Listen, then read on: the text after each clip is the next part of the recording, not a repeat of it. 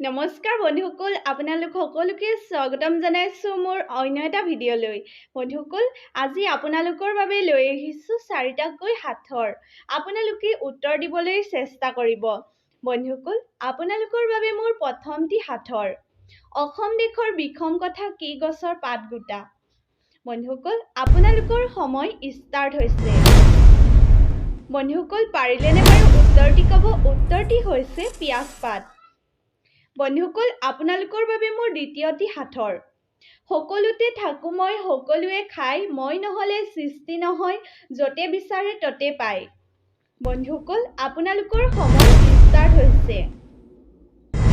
বন্ধুসকল, পাৰিলেনে বাৰু উত্তৰটি ক'ব? উত্তৰটি হৈছে বতাহ। বন্ধুসকল, আপোনালোকৰ বাবে মোৰ তৃতীয়টি সাঁথৰ। কি বস্তু মৰম কৰিলে পমি যায়। বন্ধুসকল, আপোনালোকৰ সময় ষ্টাৰ্ট হৈছে। বন্ধুসকল, পাৰিলেনে বাৰু উত্তৰটি ক'ব? উত্তৰটি হৈছে চাবোন। বন্ধুসকল, আপোনালোকৰ বাবে মোৰ চতুৰ্থটি সাঁথৰ। কি বস্তুৰ মহিলাৰ ডাঙৰ আৰু পুৰুষৰ সৰু হয়। বন্ধুসকল, আপোনালোকৰ সময় ষ্টাৰ্ট হৈছে। বন্ধুসকল, পাৰিলেনে বাৰু উত্তৰটি ক'ব? উত্তৰটি হৈছে মানি বেগ।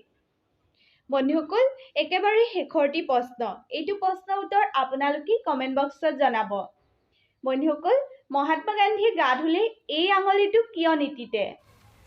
বন্ধুসকল, আজিৰ ভিডিঅ'টো ইমানেই আছিল। অন্য এটা ভিডিঅ' লগ পোৱাৰ আশাৰে আজিলৈ বাই বাই।